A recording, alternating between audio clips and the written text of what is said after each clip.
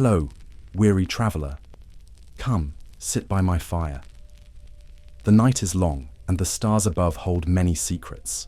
I am the lonely knight, and tonight I shall share with you an account about the most perilous labours of the Middle Ages, when men and women toiled in trades where survival was never promised, and each task carried the shadow of death.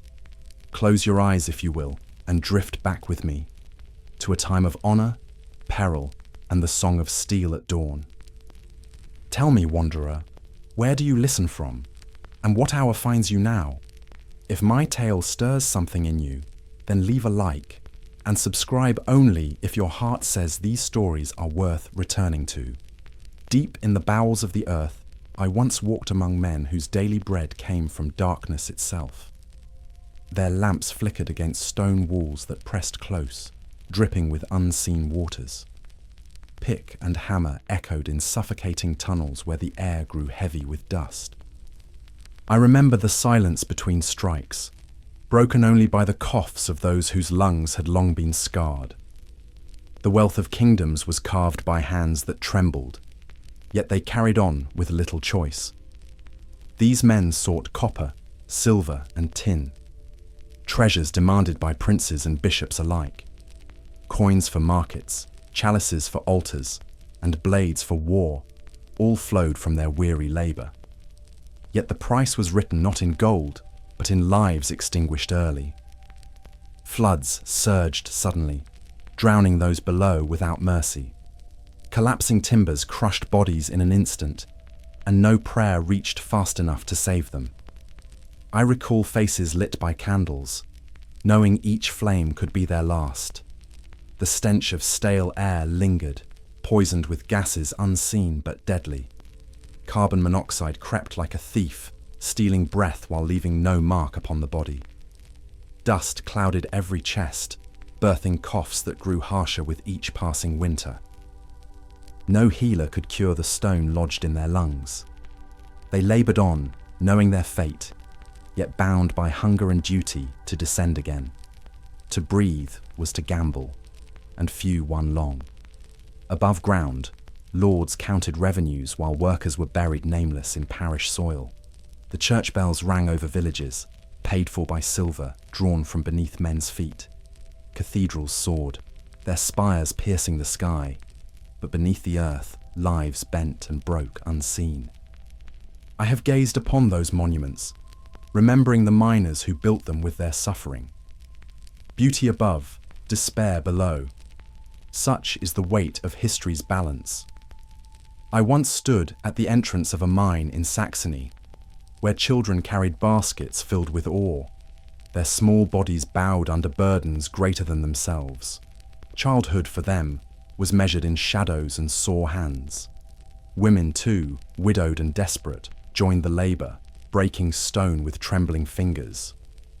Generations fed the hunger of crowns and commerce, their lives spent like coin itself.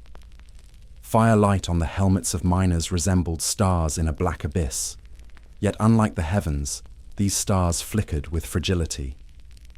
Each man prayed his candle would not ignite a hidden pocket of gas. In those moments, breath grew shallow and silence more dreadful than sound. A single spark meant death for all within reach. Still, they pressed forward, for stopping meant starvation. The danger never left them, not even at day's end. Many emerged pale and hollow-eyed, bodies bent from crouching, skin stained with sweat and stone. Nights gave little rest, for pain gnawed at limbs and fever claimed the weak. Yet at dawn, they descended once more into the earth's cold mouth. I too have known such relentless duty, though mine was on battlefields. In both places, a man's body became the coin spent by powers far above. When I think back on those miners, I do not see faceless labour but courage unspoken. They carried Europe upon their shoulders, unseen by the world they sustained. Their suffering gilded chalices, sharpened swords, and filled treasuries that forgot their names. To this night I honour them with memory, for without their toil, much of Christendom's grandeur would never have risen. Their lives remind me that the deepest shadows often hold the brightest sacrifices. I remember the open wounds carved into hillsides, where stone was wrested from the earth under sun and rain alike. Quarrymen toiled with hammer and chisel, their arms trembling as shards flew into the air. The sound of iron striking rock was endless, a rhythm of exhaustion that shaped cathedrals and castles. Dust hung heavy, coating faces and lungs with a fine grey mask.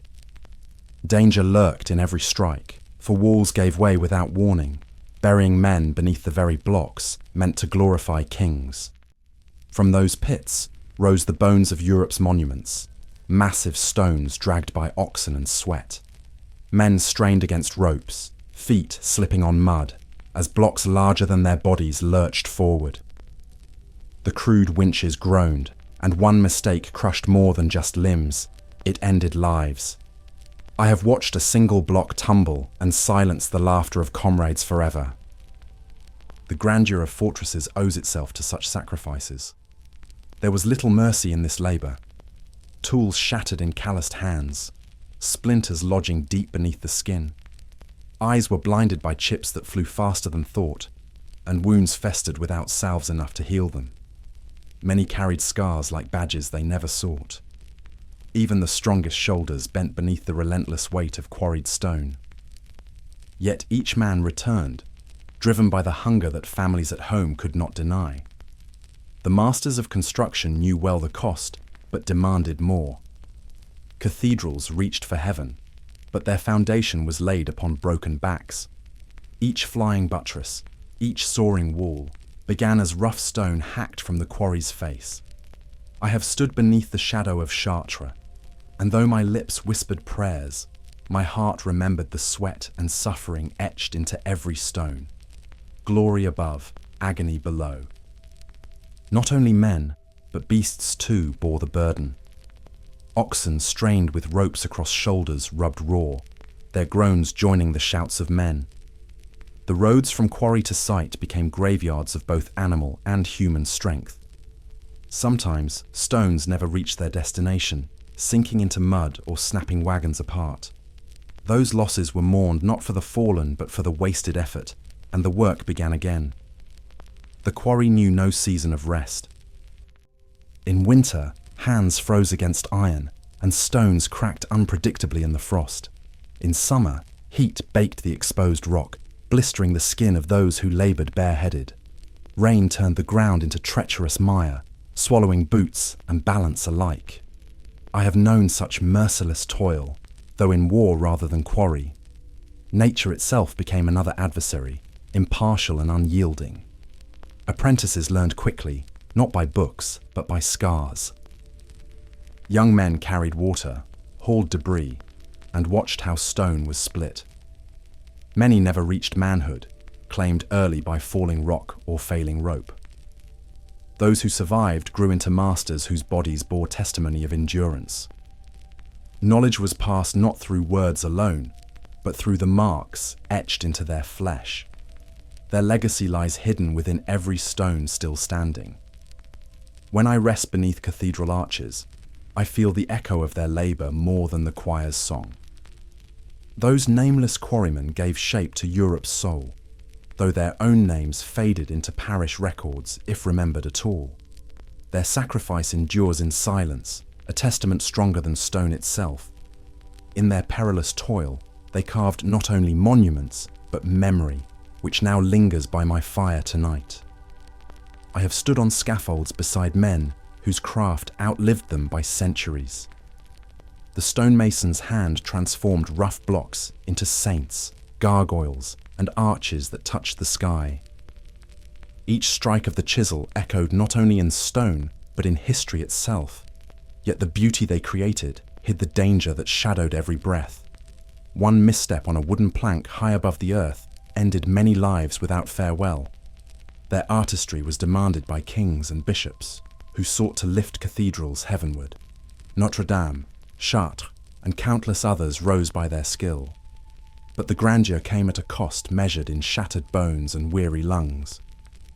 Masonry dust, breathed daily, lodged deep in the chest, sowing coughs that never ceased. Death did not always come swiftly. Often it arrived slowly, in the suffocation of years. On the ground, accidents with hammer and chisel carved wounds into flesh as surely as into limestone. I remember men with missing fingers who still worked, their pride greater than their pain. Cuts grew infected, for salves could not undo the filth ground into the skin. Blood stained the same stones destined to hold saints in glass and glory.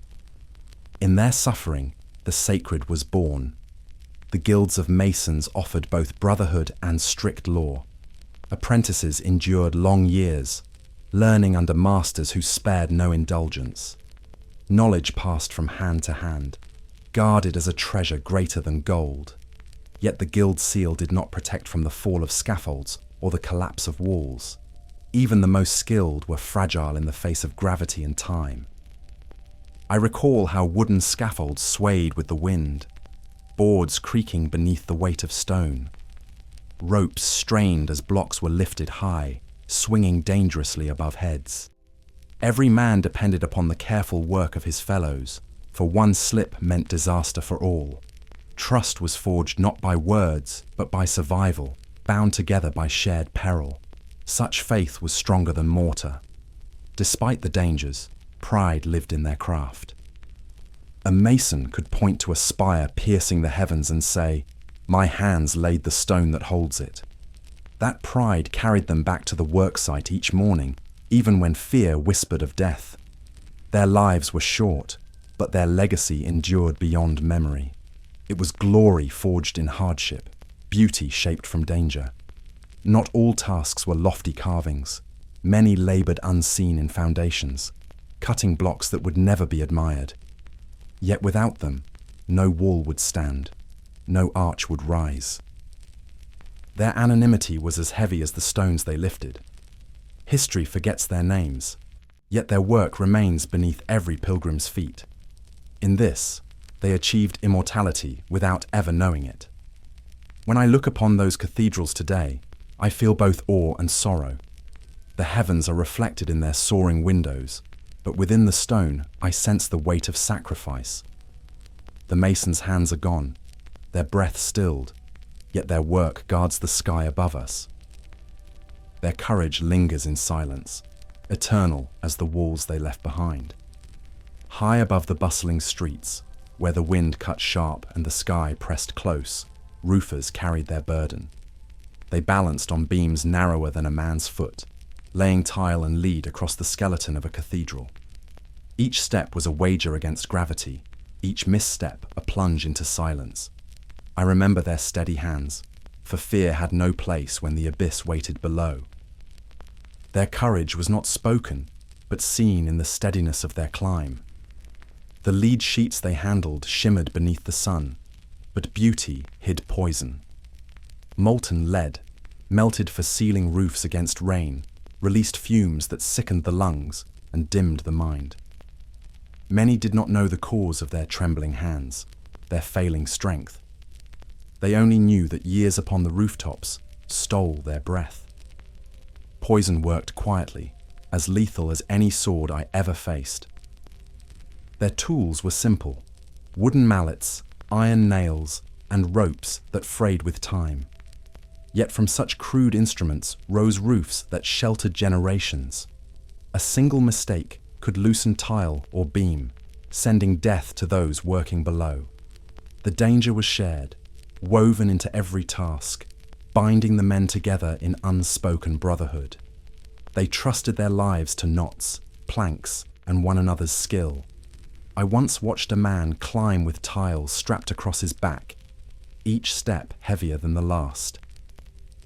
His arms quivered as he laid them in place, the sweat freezing on his brow in winter's chill. The cathedral bells tolled far beneath him, as if reminding him of the distance he might fall. Few professions carried so constant a reminder of mortality. And yet the work continued. When rain poured, their craft was tested. A single weakness in sealing meant water would rot beams, undoing years of effort.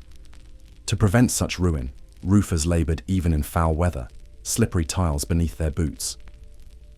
Lightning sometimes struck the spires they worked upon, claiming lives in fiery descent. The heavens themselves seemed to conspire against them.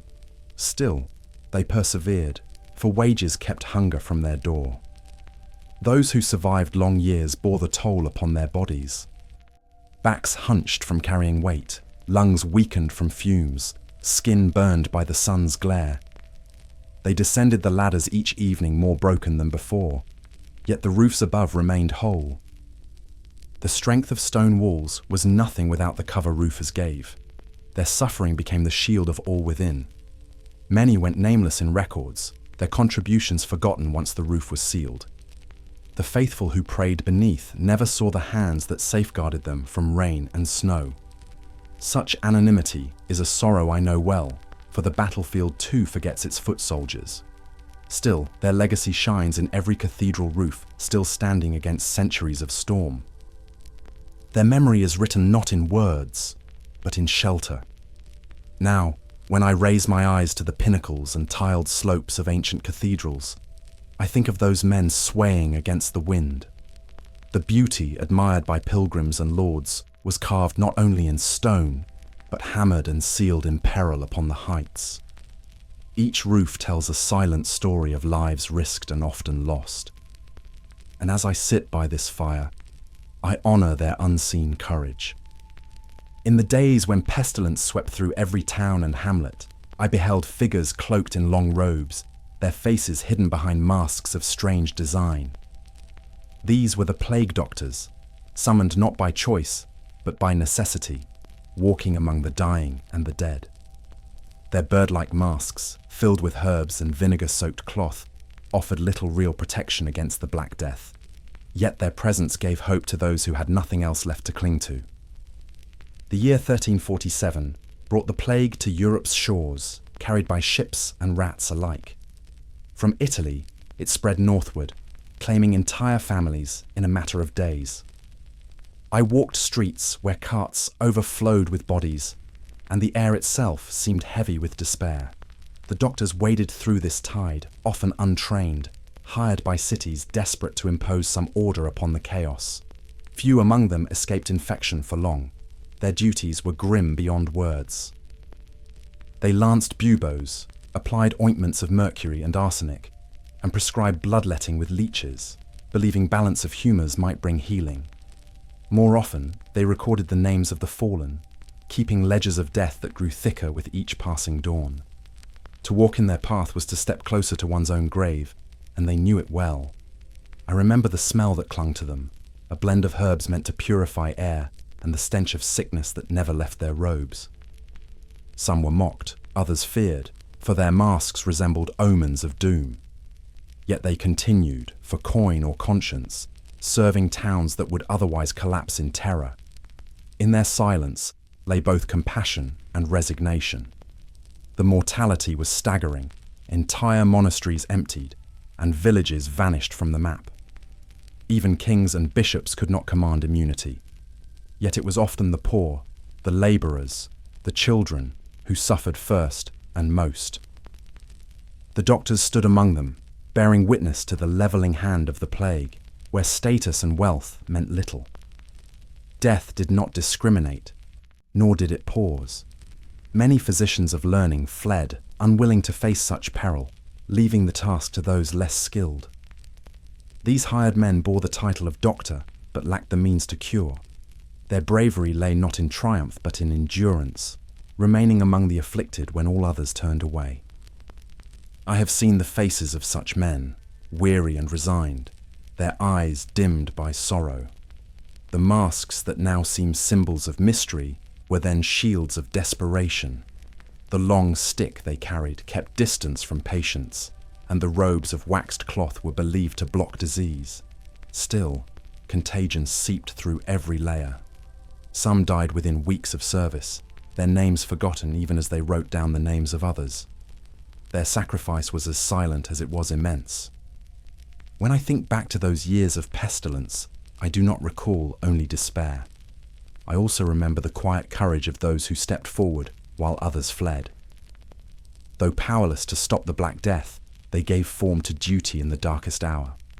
Their memory whispers through time, reminding us that service is not measured by victory, but by standing firm when all else falls. I once passed through marshes at dawn and saw figures wading into the waters, their trousers rolled high, their legs bare to the cold. These were leech collectors, whose trade was as humble as it was perilous. They stood still until the creatures latched upon their skin, clinging in writhing clusters. The blood drawn was the price of earning coin, for physicians prized the leeches above most remedies. Pain and risk were constant companions in that murky labour. The practice of bloodletting was deeply woven into medicine then. Learned men believed excess humours caused illness, and so blood was drained to restore balance. To meet the demand, collectors scoured ponds, rivers, and swamps, often spending long hours submerged to the waist. Their bodies became both lure and tool, offering themselves as bait. It was a job few envied, yet without it, physicians' treatments faltered. Infections spread easily from the wounds left behind. Legs swelled, fever took hold, and strength ebbed away. Some bled too freely, weakened by countless leech bites until faintness overcame them. Others bore scars like maps of their service, reminders of years given to a trade that rarely gave back. The marsh did not care for the lives it consumed, only that it fed its silent creatures. Women often filled this role, widows and the poor who had no other means to live. Their skirts grew heavy with water as they waded through the reeds, their bodies marked by endless bites.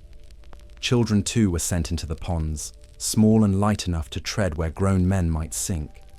Hunger drove families into such work where every step risked illness or drowning. I remember their hollow eyes, dulled by exhaustion yet unyielding. Leeches were stored in clay pots or wooden containers, carried carefully to markets or apothecaries. A full jar brought enough coin to feed a household for a day or two.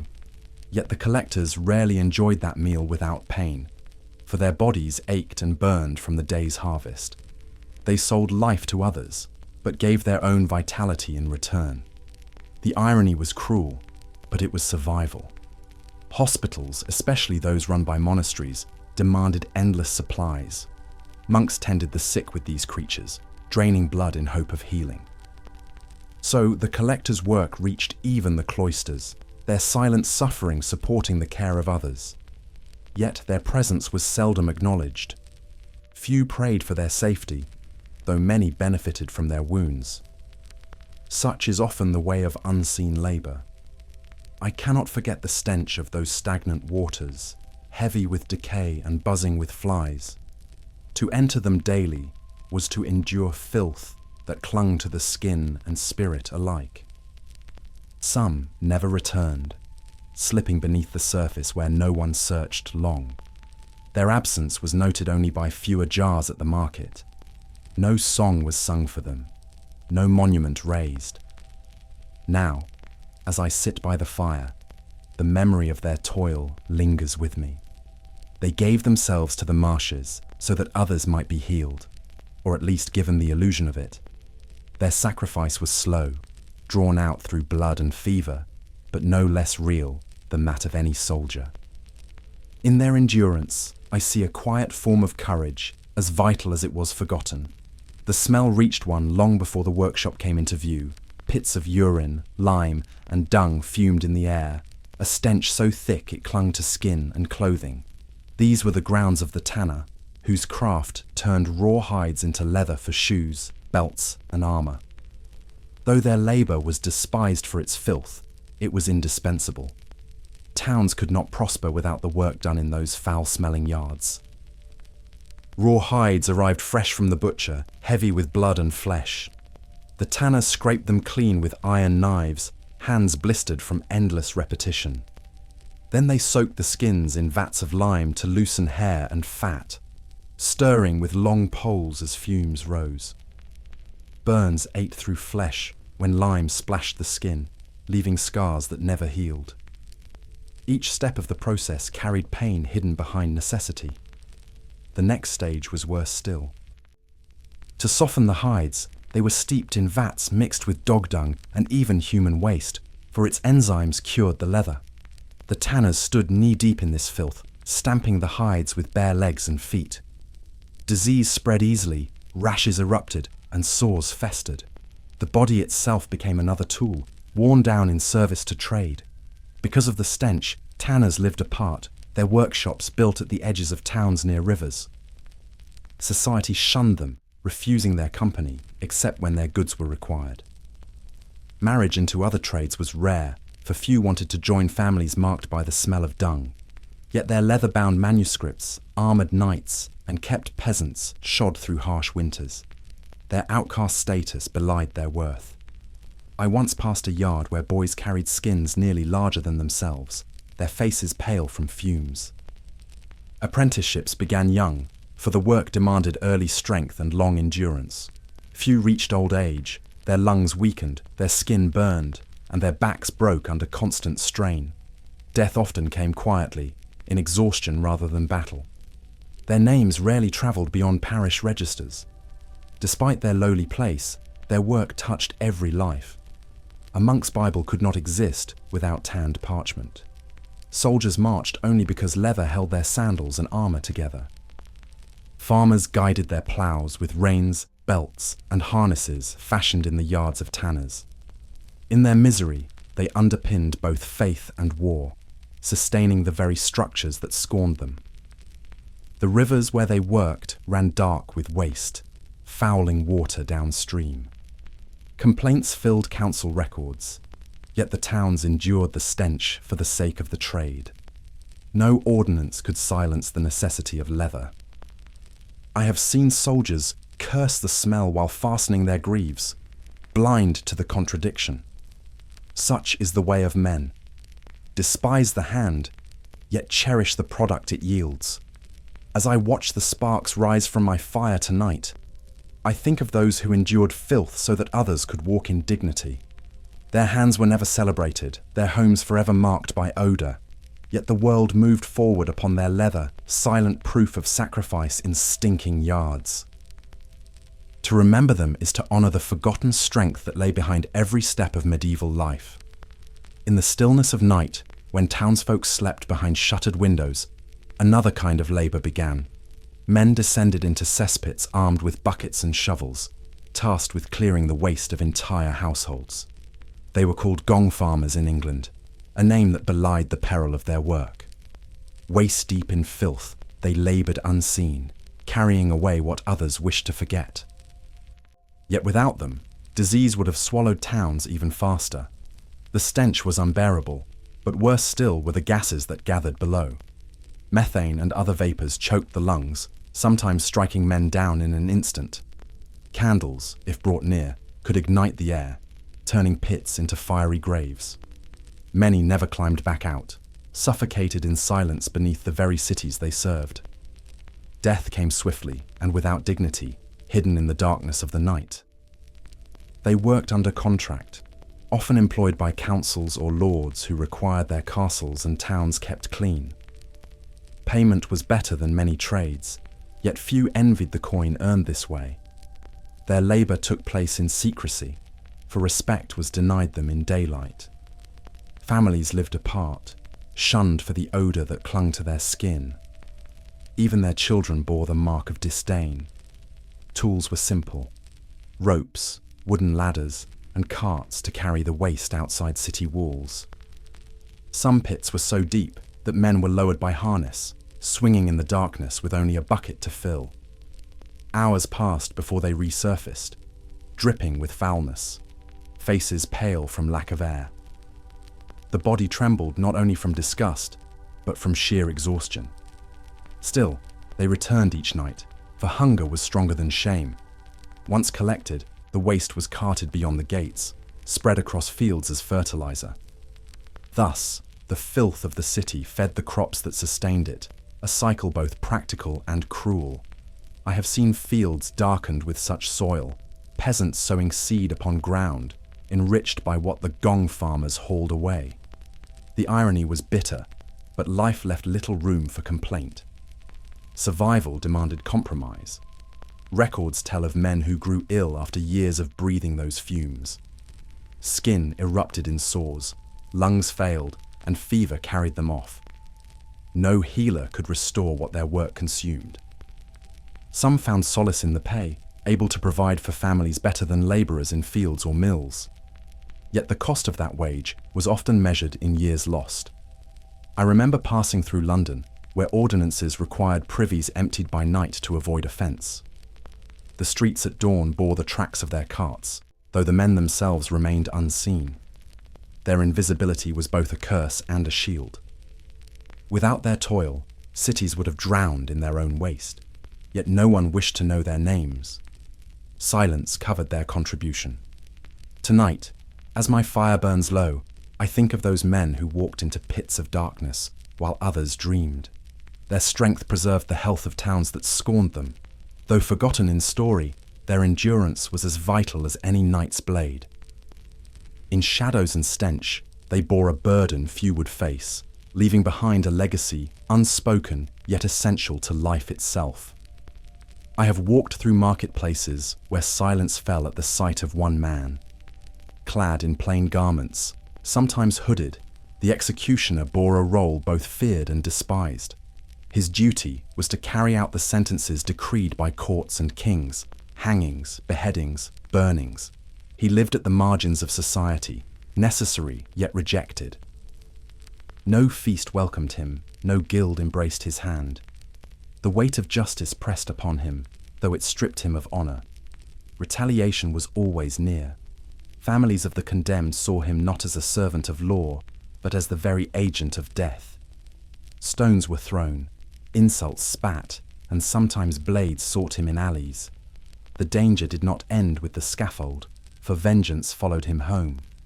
His house stood often apart, shunned by neighbours, his children marked by the stigma of his work. Isolation was his companion. He faced death in more ways than one. The corpses he handled carried disease, plague, pox, and fevers that spread easily. Blood clung to his clothing, seeped into wounds, and carried sickness into his veins. No matter how carefully he washed, the risk remained. Many executioners died young, their bodies bearing both the scars of their duty and the unseen sickness of their burden. Yet his work was precise, for a poor hand turned justice into cruelty. A clean stroke of the axe spared suffering, while hesitation meant horror for all who watched.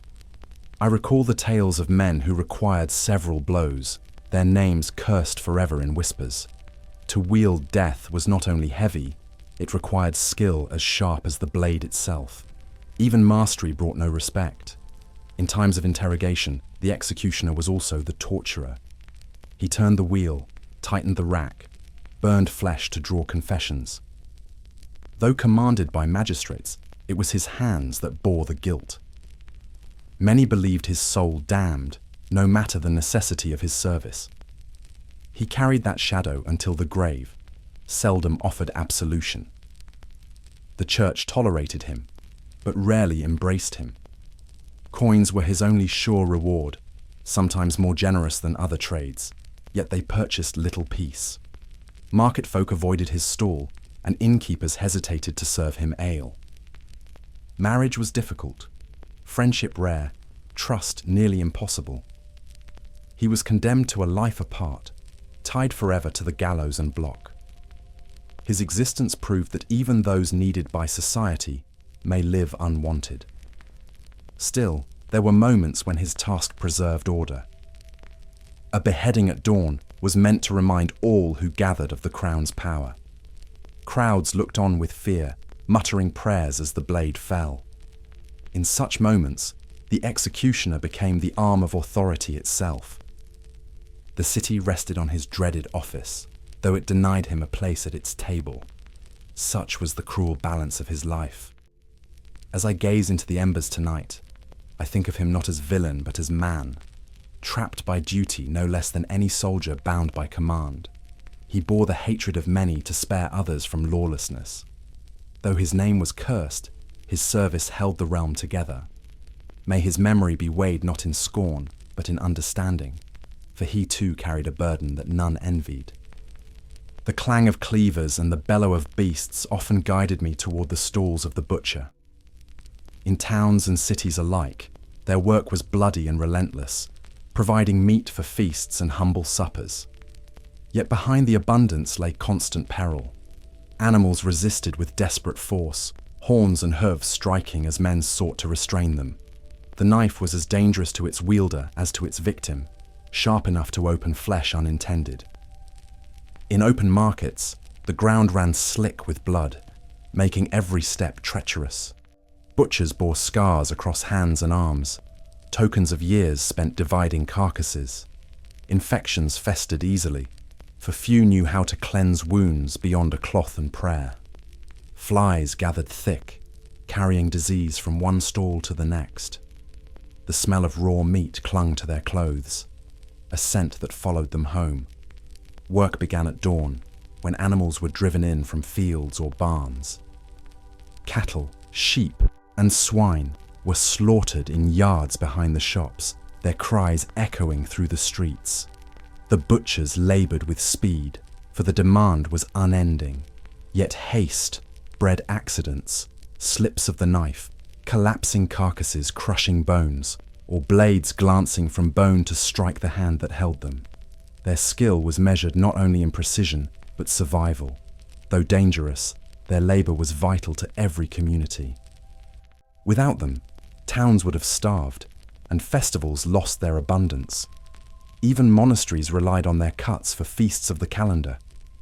Yet butchers were often viewed with unease, their trade considered brutal and unclean. Blood marked their aprons and their reputation, leaving them apart from more celebrated crafts.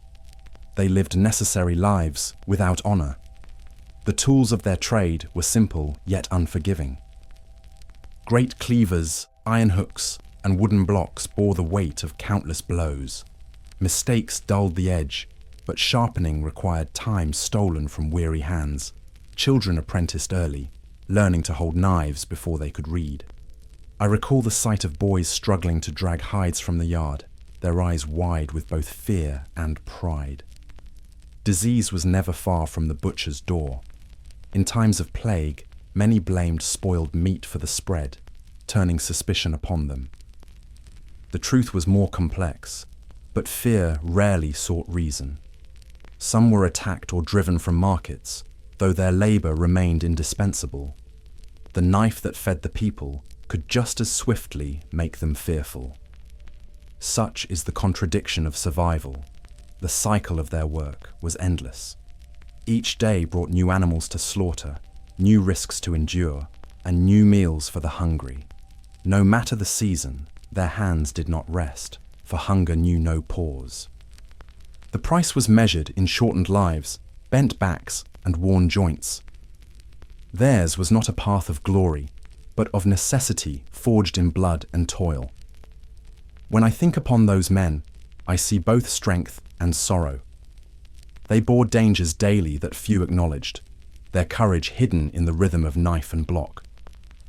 The food that sustained Europe's towns was purchased at the cost of their health. As my fire flickers tonight, I remember their hands, stained, scarred, and steady, and I honour the sacrifice they carried in silence. The hum of industry often led me to the fulling yards, where cloth was beaten and washed until it thickened. Fullers stood knee-deep in vats of water mixed with urine, their bare legs raw from hours of soaking. With heavy wooden hammers, they pounded the wool, forcing strength and density into the fibres. It was weary work, monotonous yet demanding, for every strike mattered. The textile trade of Europe rested upon their shoulders. Their task began after the weaver's loom had done its part. The woven cloth was too loose, too fragile to withstand use without the fuller's craft. By soaking, trampling, and striking, the fibres bound tightly together, producing the sturdy fabric that clothed both peasant and noble. Yet the labour poisoned their flesh. Ammonia in the urine burned the skin, leaving sores that refused to heal. Their bodies bore the mark of their trade. The air around the yards was heavy with fumes, stinging eyes and lungs alike. Coughs grew common, breath grew short, and illness spread among those who stayed too long in the pits. Few lived to old age in this work, their strength consumed by the very cloth that would outlast them. To the townsfolk, their suffering was invisible, hidden beneath the garments worn proudly in church and court. Guilds of weavers and dyers often stood in higher regard, while the fuller remained in the shadows.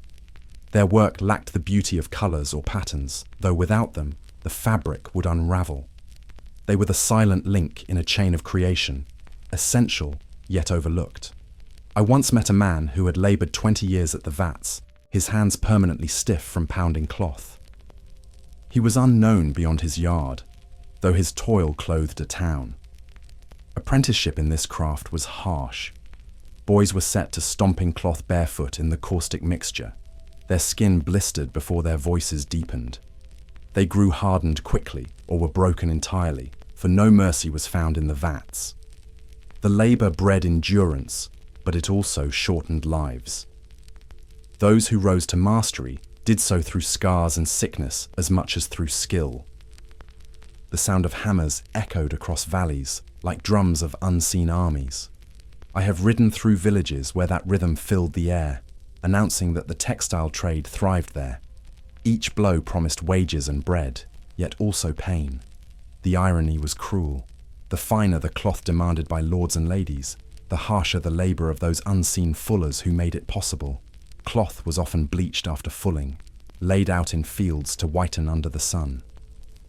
Even then, the fuller's labour was not finished, for he returned to inspect, beat, and stretch the fabric once more. Perfection was demanded, though never rewarded with praise. His name remained absent from records, though his work wrapped the bodies of bishops and merchants. His pride was silent, and his suffering endured unseen.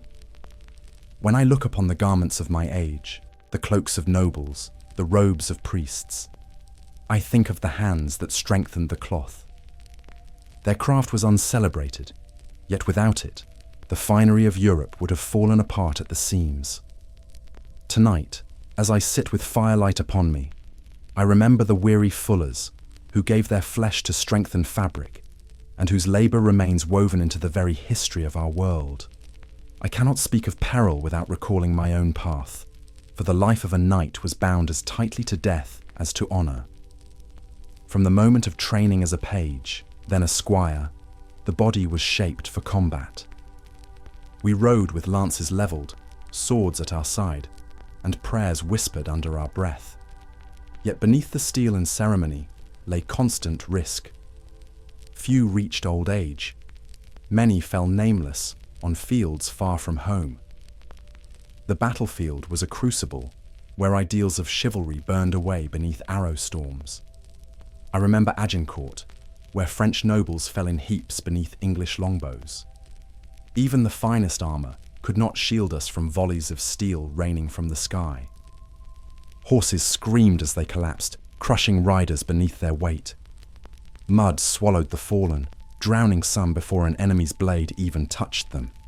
Training itself carried danger. Blunted swords still split flesh, lances shattered ribs, and jousts maimed as often as they entertained. Tourneys filled with cheering crowds became arenas of death for those struck poorly. I recall companions who perished not in war, but in contests meant for display. The line between glory and grave was ever thin, blurred beneath the banners of nobility. Armour, though our salvation, was also a prison. Heat built within its plates until sweat drenched us, faintness overtaking the strongest of men. In rivers or moats, it dragged knights into watery deaths, too heavy to escape. I have seen comrades sink in silence, bubbles rising as their gauntlets reached vainly upward. Protection came at a cost as deadly as the weapons it deflected. The code of chivalry painted us as noble guardians, yet reality spoke otherwise. We were instruments of war, sent to enforce the will of kings, crush uprisings, and carry crusades across seas. Many peasants feared us more than they revered us. Villages burned beneath banners meant to represent justice. Our own hearts bore the weight of deeds seldom sung in the songs of court. Not all dangers came from the enemy. Disease swept camps as swiftly as arrows. Dysentery, fever, and plague claimed soldiers before battles even began. Rotten food and foul water weakened us, turning proud warriors into shadows of themselves. Death cared little for armour or title. It struck all ranks with equal force.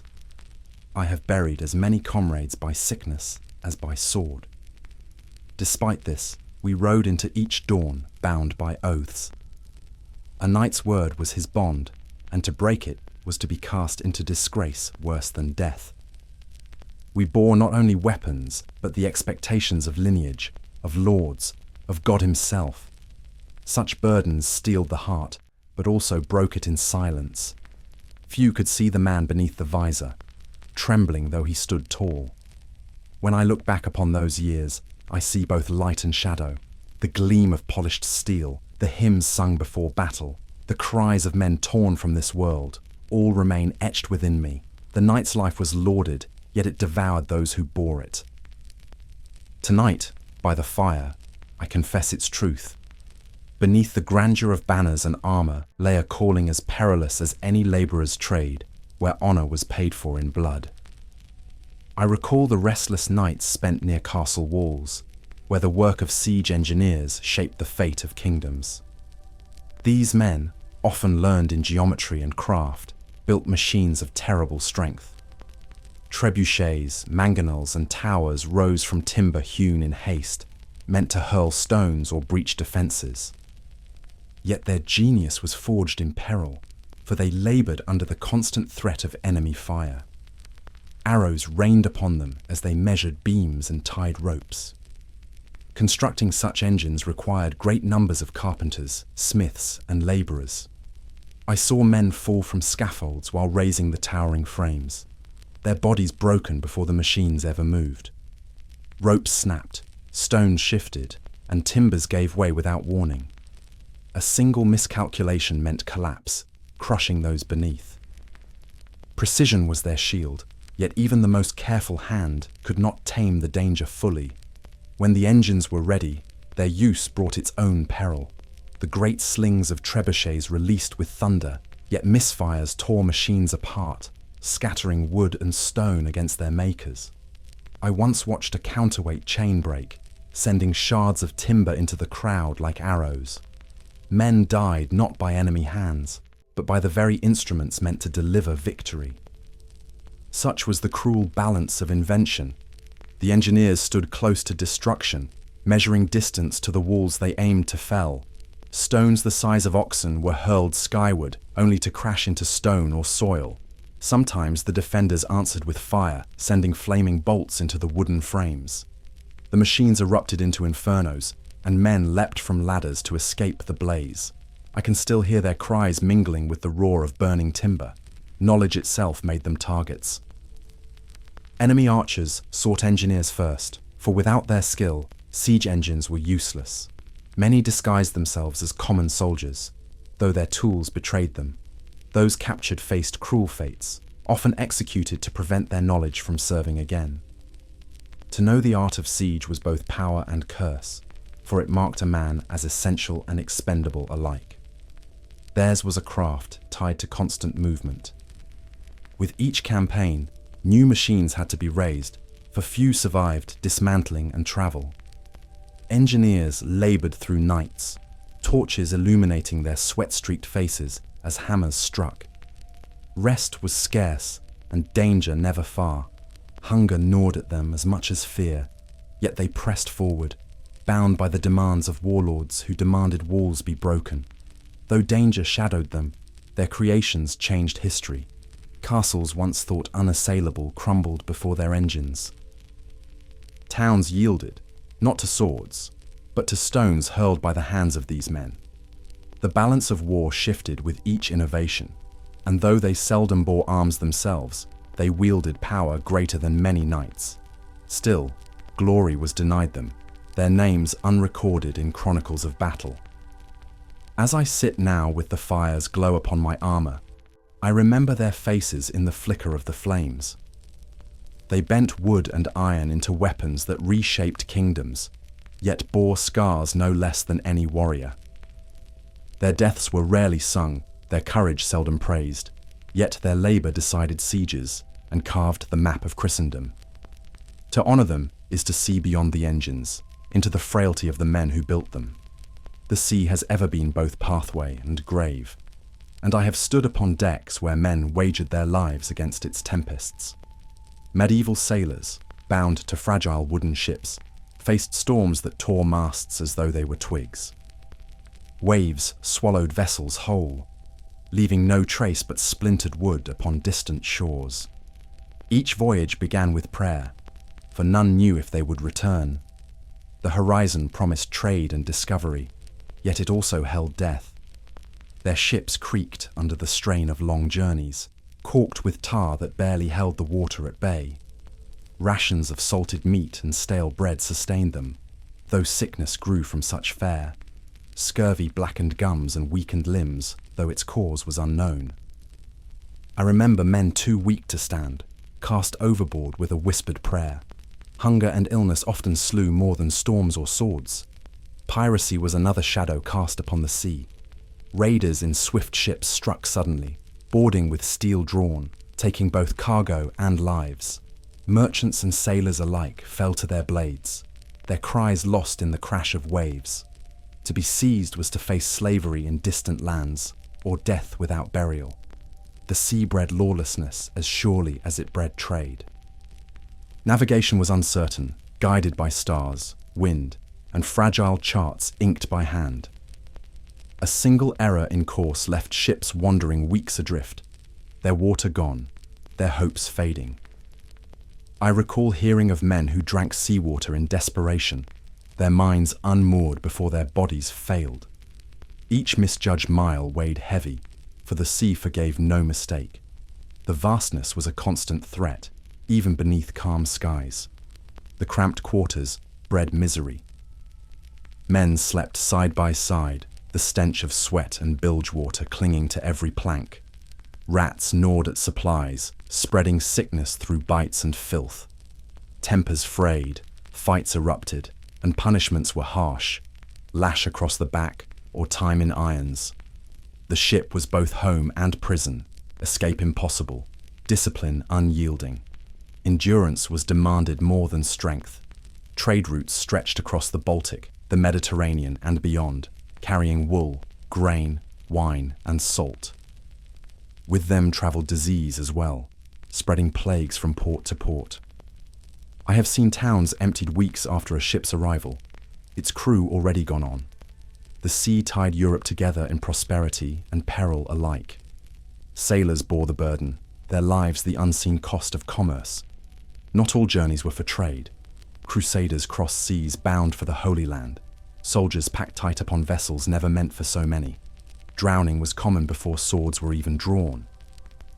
Pilgrims too risked the waves to reach shrines, their prayers filling the air as storms bore down. Faith drew them to the sea, though it often demanded their lives in return. Now, as I listen to the hiss of my fire, it recalls the sound of surf upon the shore. The sea was a master no man could tame, and sailors served it with both fear and devotion. Their courage was quiet, their deaths frequent, their names forgotten. Yet the world was bound by their voyages, carried forward by hands that braved the deep. I honor them as I honor the tide itself, restless, eternal, and unyielding. Along the coasts and rivers, I have seen men cast their nets before dawn, their lives bound to the waters that both fed and threatened them. Boats carved from oak rocked upon restless tides, fragile shields against a merciless sea.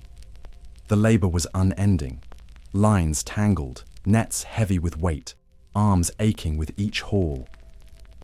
Yet even when fish filled their baskets, danger never drifted far. To fish was to balance between sustenance and peril. Storms rose with little warning. Gentle waters turned violent, swallowing men in an instant.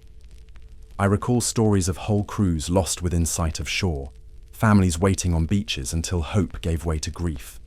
The sea gave freely, but demanded lives in return. Drowning was common, the icy water closing over men clad only in wool and prayer. Few bodies returned to land for burial.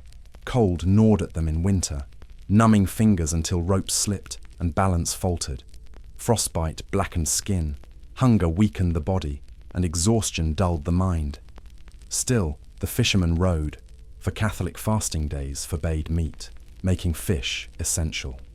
Without their catch, markets starved and monasteries grew empty-handed. Their hardship sustained both peasant and noble, yet their own families often knew hunger. Injuries were frequent. Hooks pierced flesh, nets crushed limbs when pulled suddenly, and knives slipped easily on decks slick with seawater and blood. Infections spread swiftly, for salt water did not cleanse but inflamed wounds. I once saw a man lose his hand to rot after a simple cut. His trade ended, his family left to beg. Such risks were borne quietly, for the sea allowed no complaints. Different waters demanded different skills. Some cast lines in rivers for eels, others rowed to deeper seas for herring or cod. Long voyages took them far from home, where hunger and loneliness grew. I met sailors who had not seen their villages in years, their lives consumed by the chase of shoals. The fish they caught filled Europe's tables, yet their absence left gaps in hearths and hearts. Markets were alive with the sound of trade, but hidden within was the suffering of those who supplied them. Fishmongers haggled loudly, priests collected tithes, and lords claimed taxes. Yet few gave thought to the men who risked storms for each silver-scaled catch. Their reward was meager, their lives shortened, their deaths unnoticed save by kin. Commerce prospered, while their names faded with the tide. Superstition clung to their work. Fishermen crossed themselves before casting nets, muttered prayers to saints, and feared omens in the flight of birds. Some refused to sail on certain days, believing ill luck would follow. I do not mock such faith, for when the sea holds a man's fate, he grasps at any hope. Faith was both shield and burden, carried as surely as their nets. When I close my eyes now, I hear the creak of oars and the cries of gulls. I see men braving waves with little more than strength and will. Their lives were simple, yet their courage profound, feeding nations while wagering their own existence. They were the silent lifeline of Christendom, their sacrifices hidden beneath every loaf and prayer. The fire beside me tonight warms in memory of them.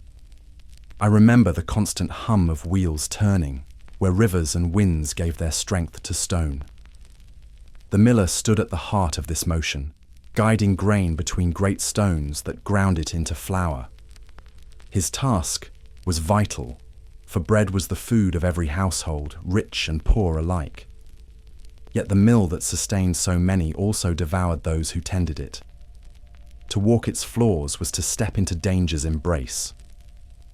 The gears and cogs of water and windmills were merciless. A sleeve caught in a turning wheel could drag a man to his death before he had time to cry. Millstones crushed not only grain but sometimes the bones of the careless. I heard tales of men losing limbs to the relentless machinery, their lives shattered in an instant. Precision and caution were their only shields, but exhaustion often dulled both. Dust rose constantly as the grain was ground, a fine powder filling the air and lungs. Men coughed day and night, their chests rattling with the weight of it. Many fell ill long before old age, their breath shortened, their bodies worn down. Some said the dust was as deadly as the sword, and I believe it. Even the strongest shoulders could not resist the slow suffocation of years within the mill. The danger of fire haunted every mill. Dust hanging in the air could ignite with a single spark, turning the place into a furnace. Entire mills burned to the ground, and villages mourned not only the dead, but the loss of their bread. I once saw the blackened ruins of a watermill, the stones still smouldering, the wheel silent. It was a reminder that even industry bowed before flame. Though feared, the miller held a place of power. He controlled the food that filled ovens, and lords granted him rights few others knew. This authority bred resentment, and many suspected him of taking more than his share. Whispers called him dishonest, though often the truth was simply the burden of his position. He stood both necessary and mistrusted, a man apart. Children too played their part, carrying sacks of grain or sweeping the floors. Many bore scars from early accidents, their lives marked before they had begun. Apprenticeship in the mill was no gentle schooling, but a harsh initiation into toil.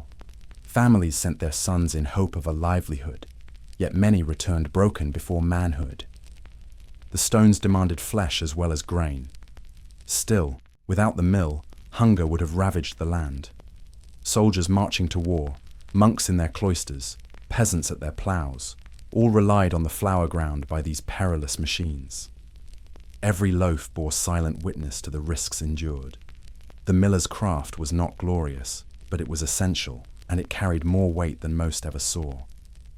Now, as sparks rise into the night sky, I think of those who walked among the turning wheels, knowing the peril they faced. Their lives were brief candles burning beside the grind of stone, yet their work fed multitudes. The mill's hum may be gone from my ears, but its memory endures in every story of survival. Their courage was quiet, but it was the bread of nations. The forge was the heart of every village, and I have stood at its threshold, feeling the breath of fire against my face. Blacksmiths bent iron to their will, shaping ploughs, nails, swords, and armor. Their craft armed knights and tilled the fields, a trade upon which kingdoms rested.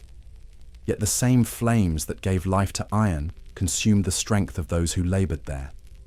Sparks flew like stars, and each one carried danger. Heat pressed upon them with relentless weight. The furnace roared day and night, and men worked bare-chested, sweat dripping into the embers. Burns were constant, from molten metal that leapt like liquid fire to tools heated beyond sight. Eyes stung, skin blistered, and many bore scars across arms and chest. Few passed through the smithy without the brand of their own labour etched into their flesh. The hammer's ring was both music and torment. Striking iron upon the anvil, hour after hour, left hands swollen and arms trembling. Deafness crept slowly into the ears of smiths, the sound of metal upon metal dulling the world around them. They lived in a storm of their own making, strength forged by repetition, yet health sacrificed to the rhythm of their trade. Smoke coiled within the workshop, thick with soot and fumes. Lungs filled with it year after year, leaving coughs that deepened into sickness. Blackened faces and weary eyes told the tale of men aging before their time. I have known warriors who fell swiftly on the field, but the smith often perished more slowly, undone by the air he breathed. Both deaths spoke of duty, though in different forms. Children learned early at the anvil, bellows in hand to stoke the fire. Apprentices hauled coal, pumped air into the furnace, and swung hammers until their arms gave way. Accidents came swiftly to the untrained. Fingers crushed, eyes blinded by sparks, feet burned by falling iron.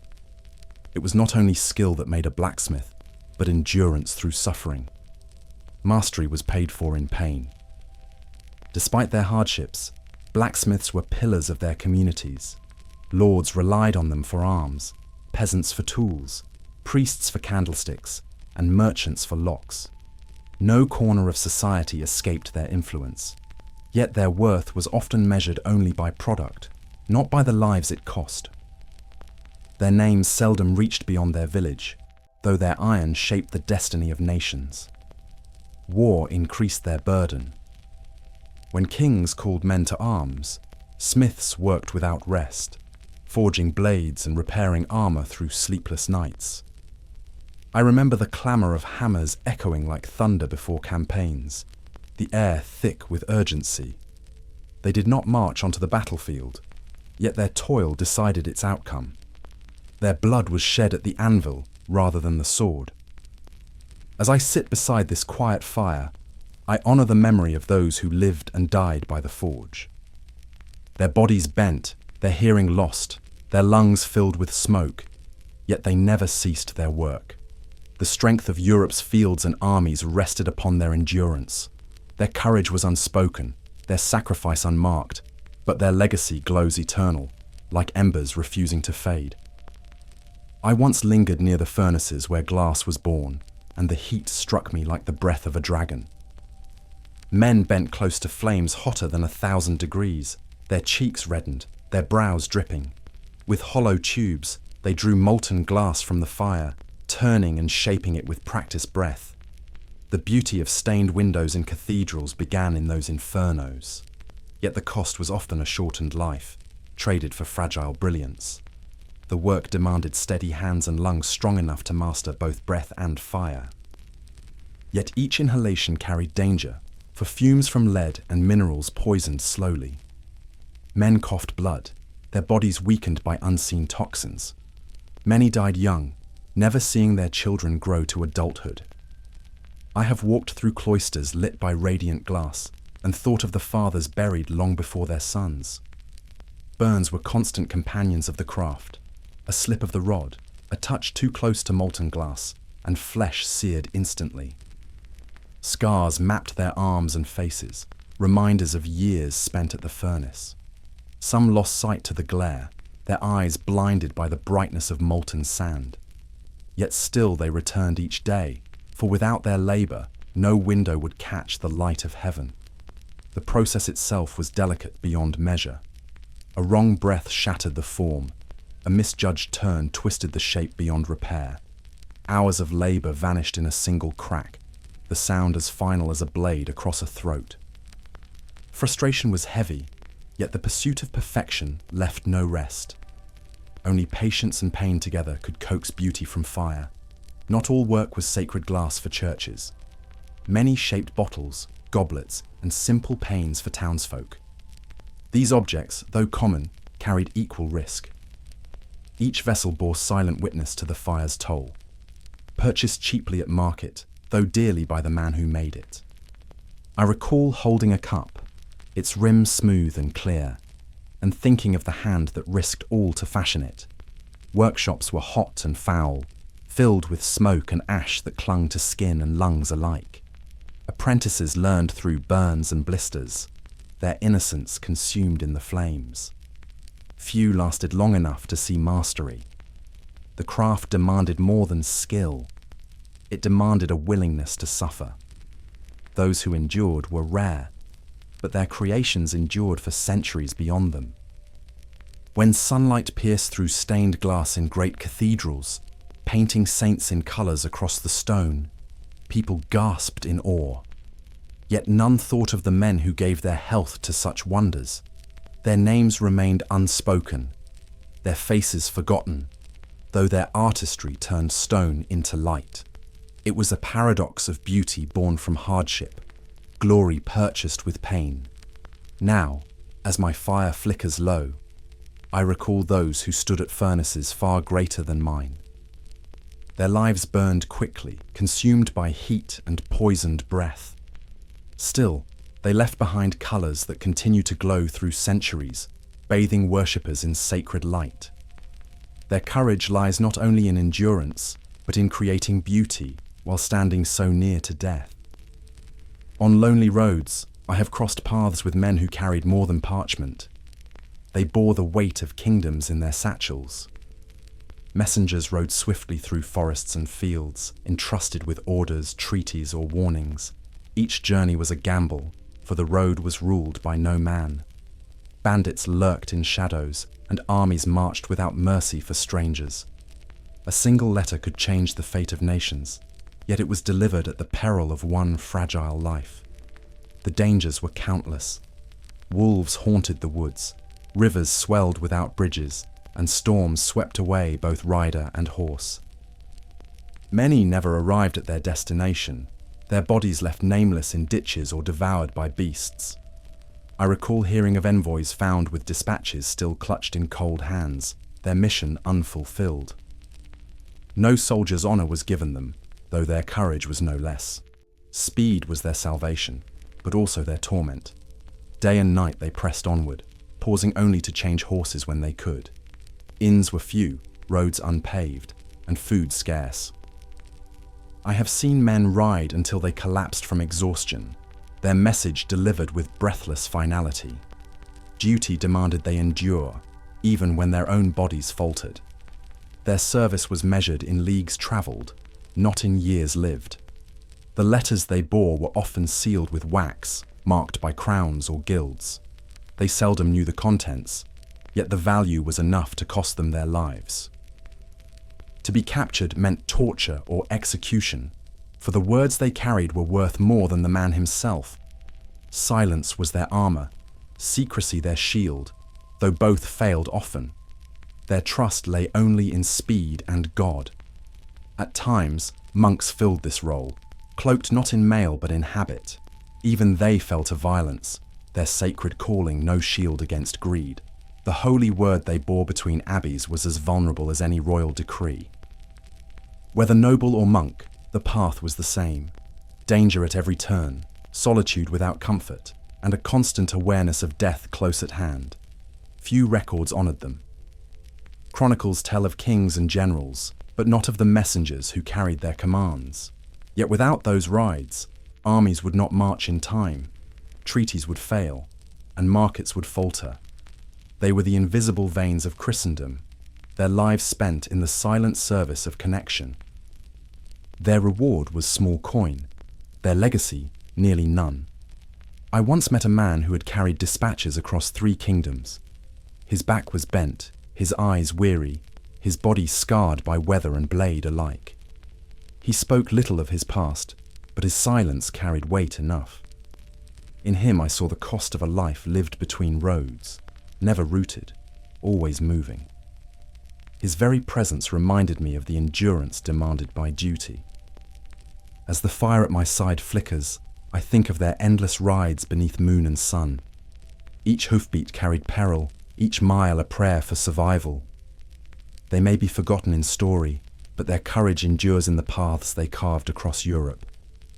Their service was quiet, but it bound kingdoms together, a thread of life spun from countless unseen sacrifices. I have marched alongside the foot soldiers whose lives bore the heaviest toll of war. Poorly armoured, often with little more than padded cloth or rusted mail, they faced the enemy's knights and archers with fragile hope. Spears, axes, and farm tools became their weapons, for they fought not with wealth, but with necessity. In their ranks, death was less a possibility than an expectation. Few could write their names, yet their blood inked the chronicles of battle. At Hastings, infantrymen stood shoulder to shoulder against Norman cavalry, shields locked in fragile walls. Arrows pierced their defences, axes split their ranks, and still they held until the ground beneath them was thick with corpses. At Agincourt, English peasants with longbows slaughtered French infantry caught in mud, their armour weighing them down as arrows rained. In such battles, common men were spent like coin, lives exchanged for fleeting victory. The pay they received was meagre, often delayed, sometimes never given.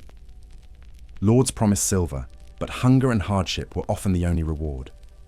Many fought for survival more than loyalty, pressed into service when crops failed or taxes crushed their families. I have seen men shivering barefoot in winter campaigns, their bellies empty, their eyes hollow with despair. Yet they marched on, bound by orders they could not defy. Disease was as great an enemy as any sword. Dysentery swept through camps, fevers carried men off before battles began, and lice tormented their bodies day and night. I buried more soldiers felled by sickness than by steel. A cough could empty a tent faster than arrows, and hunger gnawed at men until strength fled their arms. Death needed no blade to claim them. Their courage lay in endurance. With little training, they faced knights in gleaming armour, arrows hissing from the sky, and cavalry thundering down upon them. They raised shields and spears, though terror weighed heavy in their chests. Many fell before striking a single blow, yet their sacrifice held lines long enough for lords and kings to claim glory. Their lives were the shield others stood upon. Punishment was harsh for those who faltered. Desertion meant execution, often by hanging before the very men who had shared the deserters' march. Fear of death from comrades stood beside fear of death from the enemy. Discipline was iron, and mercy scarce. The infantryman walked between 2 blades, one wielded by his foe, the other by his own command. His path left no room for weakness. When victory was won, it was not his name that entered song. The chronicles praised kings, nobles, and mounted knights, yet the lines of exhausted infantry remained faceless. Their blood soaked the ground, their bodies piled in trenches, their stories silenced. Only the widows and children at home remembered them, and even that memory faded with time. Their anonymity was as heavy as their burdens. As the flames before me fade to embers, I think of those men who stood shoulder to shoulder, spears in hand, against impossible odds. They were not honoured in their own time, nor are they remembered in ours, yet Europe's fate was built upon their sacrifice. They bore hunger, sickness, and death without promise of glory. Their courage, quiet and uncelebrated, deserves remembrance beneath the stars tonight. In the wide fields beyond castle walls, the lives of countless serfs unfolded beneath the weight of soil and obligation. Bound to the land by law and custom, they rose with the sun and bent their backs until darkness claimed the sky. Their hands guided ploughs drawn by oxen. Their sweat fed the grain that sustained lords, priests, and armies alike. Yet the earth they tilled was never theirs to claim. Hunger followed them as faithfully as shadow. The work itself was perilous, though it seemed humble. Heavy ploughs overturned in mud, crushing men beneath. Sickle and scythe, if mishandled, tore flesh as easily as wheat. Children joined their parents in labour, small hands blistered from hours of weeding or tending animals. I have walked past villages where every soul, from grey-haired elder to child barely weaned, bore the marks of toil upon their skin. Famine haunted them. A poor harvest meant empty bellies, no matter how hard they worked. Winters without bread left families to wither, their bodies too weak to fight sickness when it came. I remember years when fields failed and whole villages perished. The bones of peasants lay unmarked, yet their absence told of hunger sharper than any sword. Survival was their only prayer. The demands of lords left little for the serfs themselves. Taxes were taken in grain, labour owed for roads or fortifications, and tithes claimed by the church. Even in seasons of scarcity, dues were exacted without mercy. To refuse was to invite punishment, sometimes exile, sometimes death. They lived not for themselves, but for those above them, bound by chains of fealty as real as iron. Illness struck with devastating force. Without physicians, peasants turned to herbs and charms, guided by tradition and hope. Plague swept through their cottages, and fevers stole children in the night. I have seen mothers dig graves with hands raw from harvest, laying their young in the same soil they had sown with seed. Disease cared nothing for toil or loyalty. It claimed all with equal swiftness. Even moments of rest were few. Feast days provided brief respite, marked by church bells and communal gatherings. Yet joy was fragile, for the return to labour was always near. Their songs were filled with longing, their dances short-lived, their laughter tinged with weariness.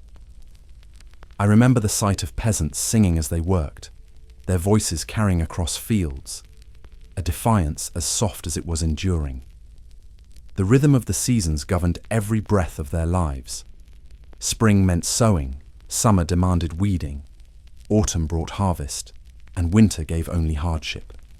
Generations passed with little change, each child inheriting the burden of their parents. Some fled, seeking freedom in distant towns, yet most remained, tied to soil as their forefathers had been. Their existence was as unyielding as the earth itself. When I reflect upon their lives, I do not see weakness, but endurance beyond measure. They held no banners, wore no armour, and yet bore the heaviest labour of Christendom. Without them, no lord could feast, no army could march, no church could thrive. Their strength was silent, their sacrifice unrecorded, but they were the foundation upon which the Middle Ages stood. Their memory deserves the same reverence as any king's. Deep within the forests, I have watched men strike at oaks and beeches that had stood for centuries. Axes swung with steady rhythm, each blow biting into living wood. The crack and groan of falling trees echoed like thunder, a sound both triumphant and deadly. For every trunk that fell, there was peril waiting. branches snapping unpredictably, roots shifting underfoot, or the tree itself crushing those who felled it. The forest gave timber, but it demanded lives. Timber was the backbone of medieval Europe. Castles, bridges, ships, and homes all began with the logger's hand. Men worked in teams, sawing great trunks with long blades, the teeth biting relentlessly through grain. Sweat ran down their backs, even in winter, as their arms ached with the endless labor. I have stood among them, feeling the forest tremble at their craft, knowing that their strength shaped kingdoms. Accidents were merciless. Trees toppled suddenly, striking men who could not leap aside. Limbs broke, skulls split, and breath left bodies without warning. Others were maimed when axes slipped or saws snapped. Few healers ventured into the woods, and many wounds festered in silence.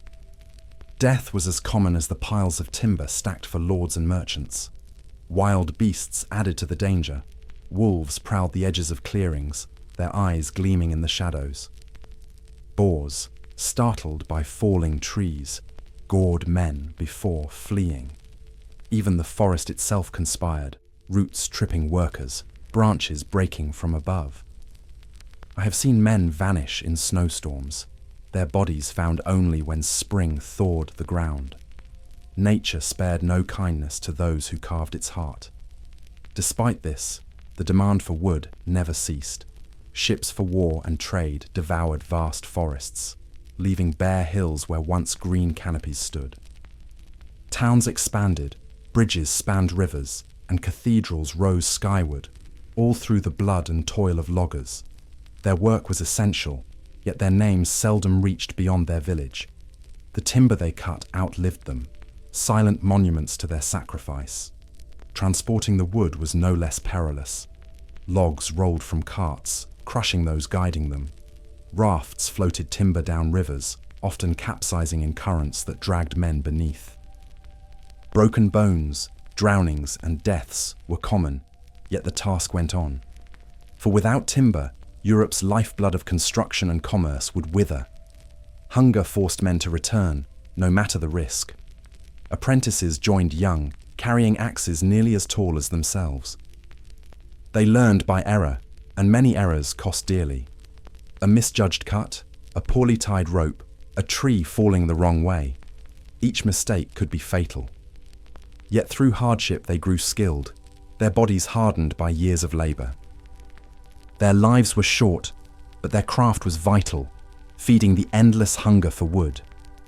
Now, in the quiet of this fire, I hear still the echo of axes striking, the crash of trees meeting earth. The loggers carved Europe's future from its forests, their lives spent in shadows few ever saw. They stood between man and wilderness, enduring dangers unspoken by chronicles. Their memory lingers in every beam, every bridge, every mast that braved the sea. They deserve remembrance as much as any warrior or king. I have stood in dim forges where armorers hammered endlessly, shaping iron into helms and plates that guarded warriors like myself. Their labor was a blend of art and endurance, each piece fitted with precision, for a poor seam or weak joint could mean death on the battlefield. The clang of hammer on anvil rang without pause, a rhythm that spoke of both skill and suffering. Their work dressed men in steel, but it consumed their own bodies. The heat of the forge burned mercilessly, flames roaring day and night. Sparks leapt like stars and seared skin, leaving permanent marks across arms and faces. Molten metal hissed when spilled, eating through flesh as easily as water through soil. Burns were constant companions, endured in silence as the work continued. Armor was born of pain, and the smith carried its scars upon his body. Noise deafened them slowly. The relentless pounding of iron dulled hearing until only a muffled world remained. Many grew old without ever hearing the voices of their children clearly, their ears claimed by their own craft. I recall speaking with an armorer whose replies were delayed, his head tilted to catch words that no longer reached him fully.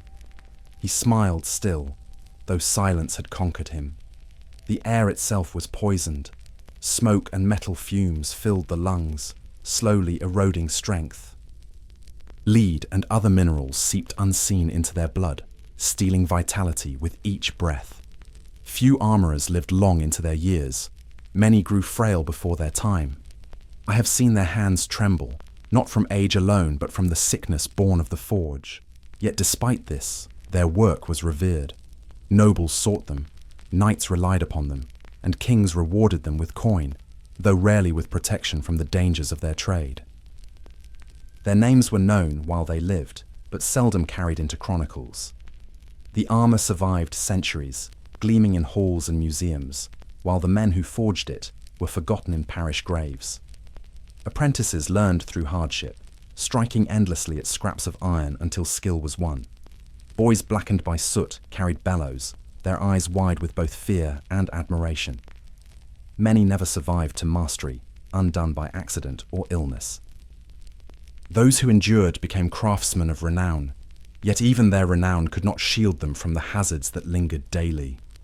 The demand for their craft grew ceaselessly. Wars called for new suits, for broken plates to be mended, for helms to be reforged. They worked without pause when lords prepared for campaigns, their forges glowing through sleepless nights. I remember the feel of new armor upon my shoulders, heavy yet reassuring, and thought little of the man who had suffered to make it. Only later did I grasp the weight of his sacrifice. As I sit by the crackle of fire now, I think of those men who gave strength to others while their own bodies withered. They forged protection for warriors, yet found none for themselves. Their legacy lies not in song or story, but in the steel that endures long after their names are lost. They deserve remembrance, for without them, no knight would have stood at all.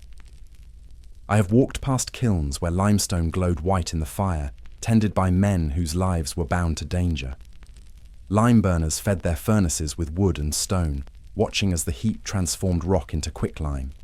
This substance built castles and cathedrals, binding stone with mortar strong enough to endure centuries. Yet the same powder that strengthened walls seared the flesh of those who made it. Their trade was a constant struggle between fire, stone, and death. The kilns burned day and night, flames roaring like beasts that never slept. Men hauled limestone into the mouths of furnaces, sweat pouring from their bodies as sparks rained upon them. The heat blistered skin, the air choked with smoke and dust. Few left their work unscarred, their arms and faces bearing the marks of burns. The roar of the fire drowned all else, leaving no peace but exhaustion. Quicklime itself was treacherous.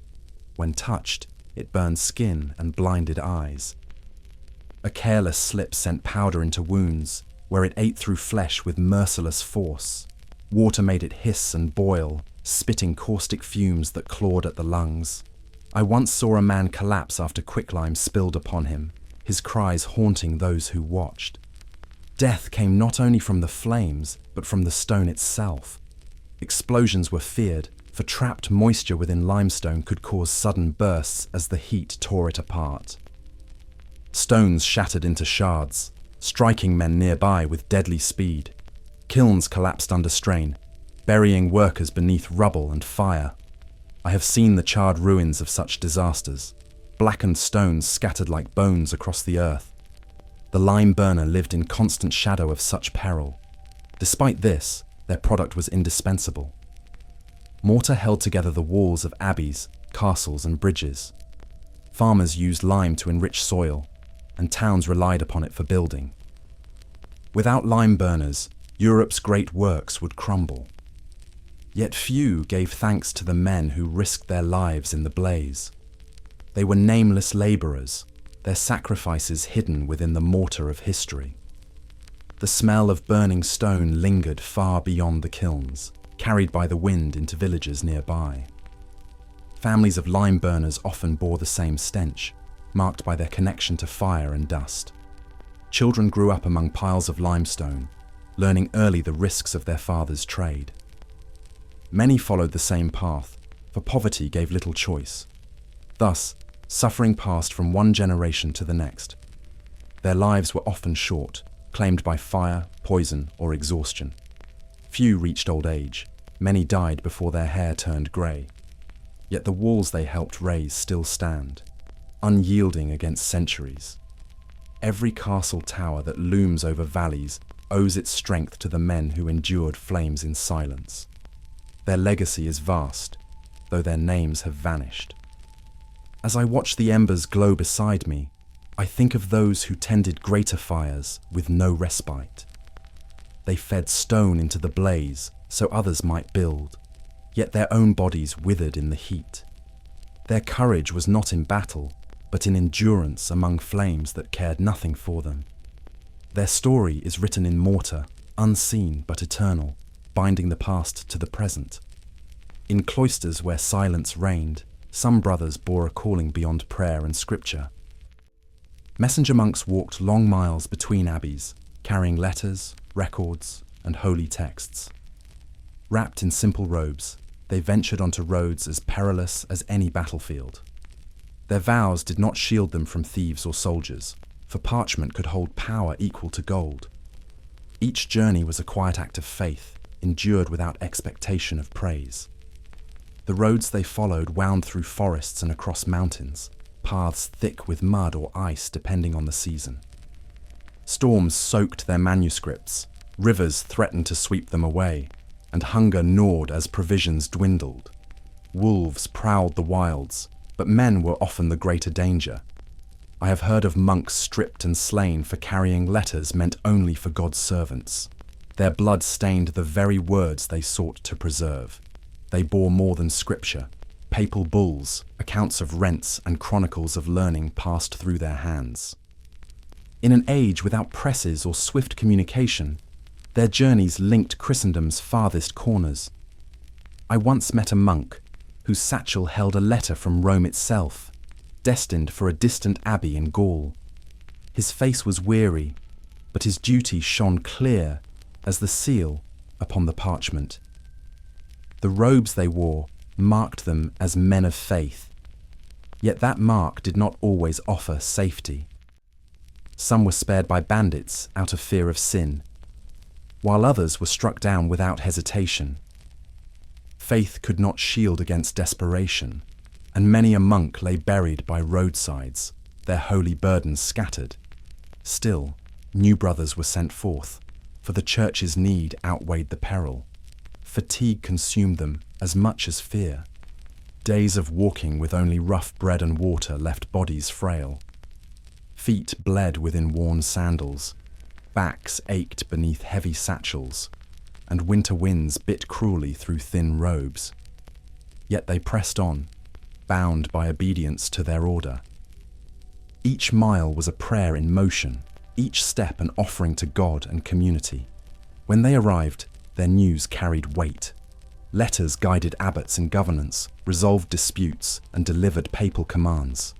Without them, abbeys would drift in silence, their knowledge and order diminished. The monks' sacrifice kept the threads of faith connected across kingdoms. They were not heralded as heroes, but their journeys wove unity through peril. Their deaths were seldom recorded, save for brief notes in monastery chronicles. No statues honoured them, no songs were sung, yet their work endured in the parchments preserved by abbeys. Libraries grew upon their shoulders. The wisdom of saints and scholars carried through their weary steps. Though forgotten as men, their footsteps still echo in the pages that survive. As I watch the smoke curl into the night sky, I think of their quiet endurance. They carried words, not swords, yet their risk was as great as any knight's. Their legacy rests not in battles won, but in knowledge preserved, in prayers carried from one holy place to another. Their devotion shines still, though history rarely speaks their names. In narrow streets and filthy alleys, I saw men armed not with sword or shield, but with traps and sticks. Rat-catchers moved through towns overrun with vermin, their task humble yet vital. They hunted creatures that carried fleas and plague, though few understood the true source of sickness.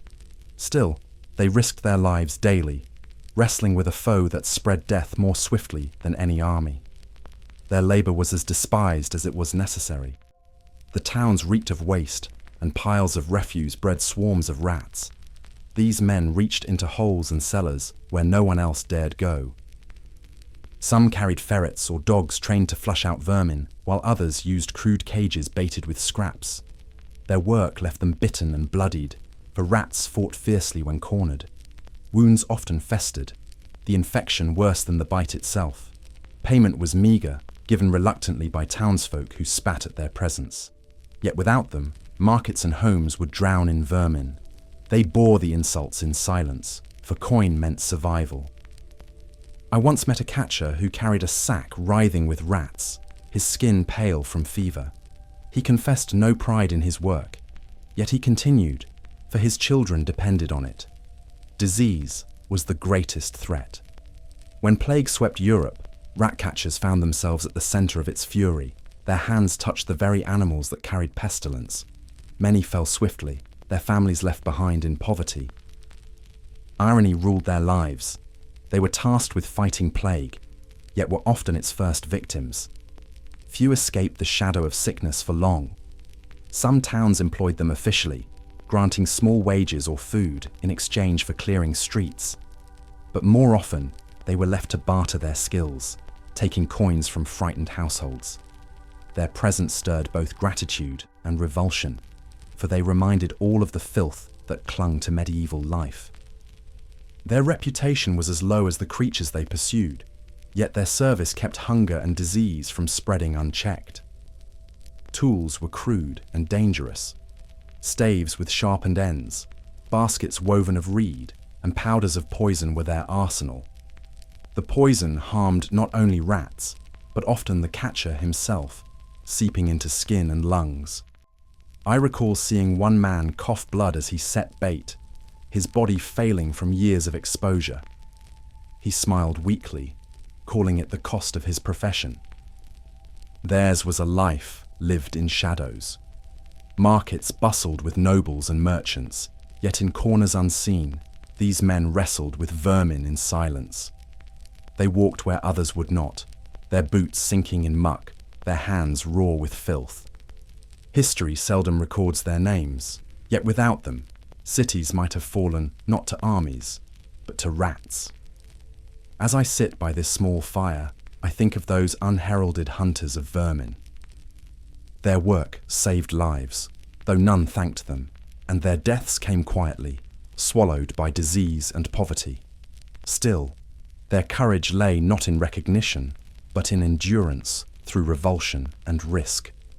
They remind me that heroism often wears no armor, but walks barefoot through filth, unseen yet essential.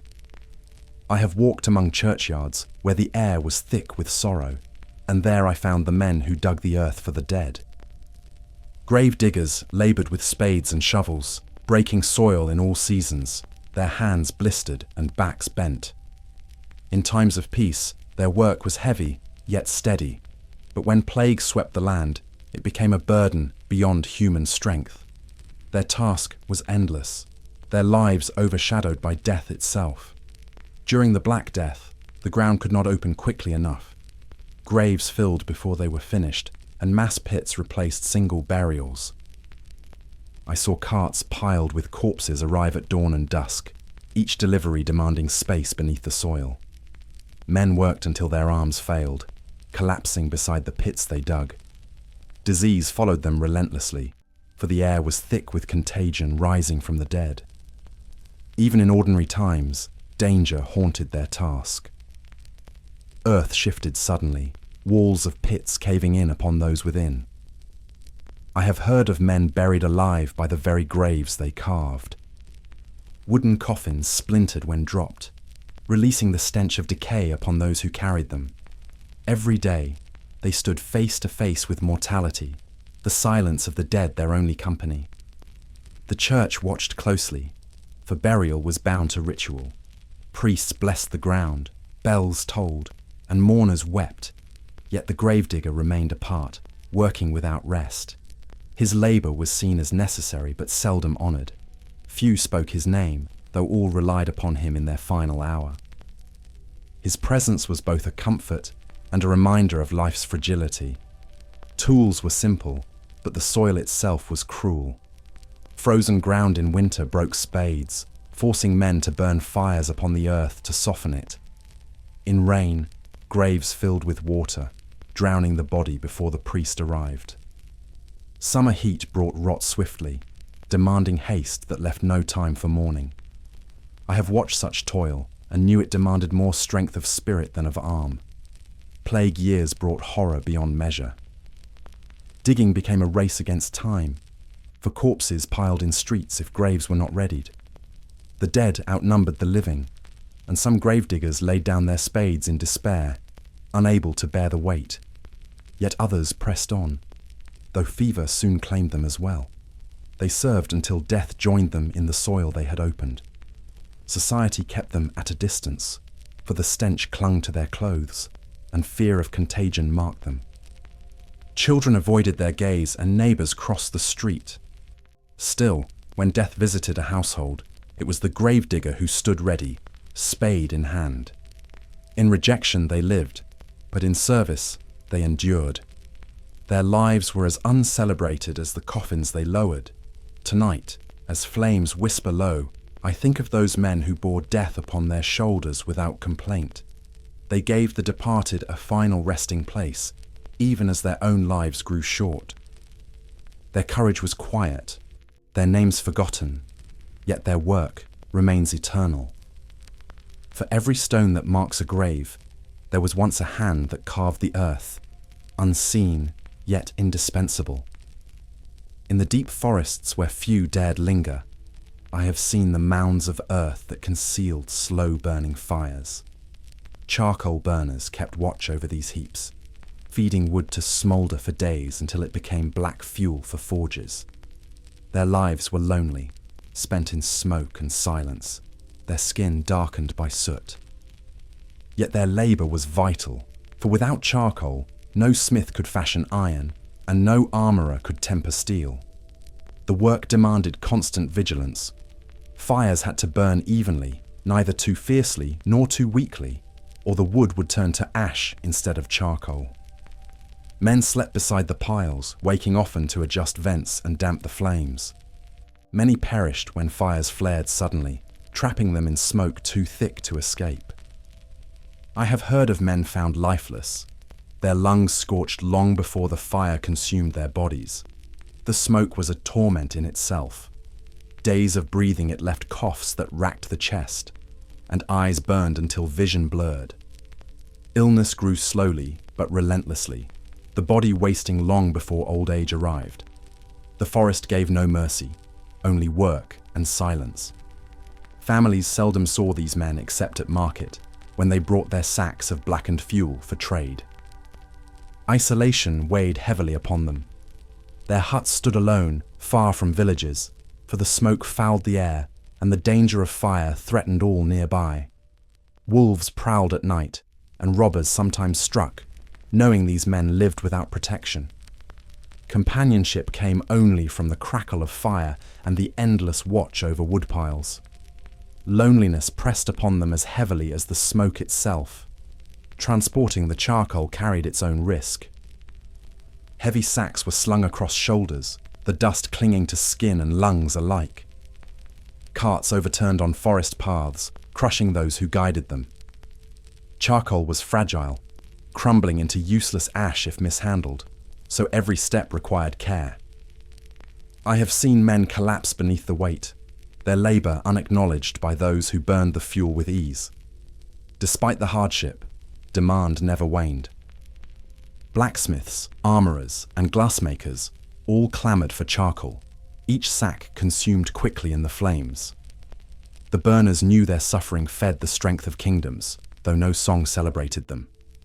Their contribution was hidden in every blade and every tool, yet their names remained unheard beyond their own family circles. Apprenticeship in this trade was brutal. Boys joined their fathers at the mounds, their young lungs already poisoned by smoke. Many did not live long enough to inherit the craft, carried off by fevers or fire. Those who endured bore scars, their lives marked by labour that was both thankless and perilous. The forest claimed them slowly, as surely as it claimed the wood they burned. As the sparks rise from my fire tonight, I think of their fires hidden deep within the woods, tended by weary hands. Their lives were spent in solitude and smoke, yet they sustained the very crafts that shaped Europe. Their legacy lies not in monuments, but in the steel that endures, forged by flames they kept alive. To remember them is to honor sacrifice made in silence. In the shadow of half-built cathedrals, I watched young boys stagger under stones larger than their own frames. Masons' apprentices began at the lowest rung, carrying mortar, fetching tools, and hauling blocks. Their work was harsh from the first day, their bodies pushed beyond measure before they had grown strong. Many never rose to mastery, their lives claimed by accidents long before their skills could mature. The path to stonecraft was paved with suffering. The scaffolds were unforgiving places. Apprentices climbed high without ropes or harness, balancing on planks that creaked with each step. A misjudged movement sent them tumbling, their cries swallowed by the height. Stones slipped from careless hands, crushing those who worked below. I have stood beneath such scaffolds and heard the sickening sound of lives cut short, reminders of the danger that clung to every task. They mixed mortar until their arms ached, the lime burning their skin, the dust filling their lungs. The harsh substance left scars upon their hands, raw from endless hours of stirring. Their feet blistered from carrying water and stone across uneven ground. Each day taught them endurance as much as skill. The master mason's eye watched sharply, for mistakes were punished not only by rebuke, but by death. Training was relentless. Apprentices learned by repetition, carving simple blocks again and again until their strokes grew sure. Chisels slipped often, cutting flesh as well as stone.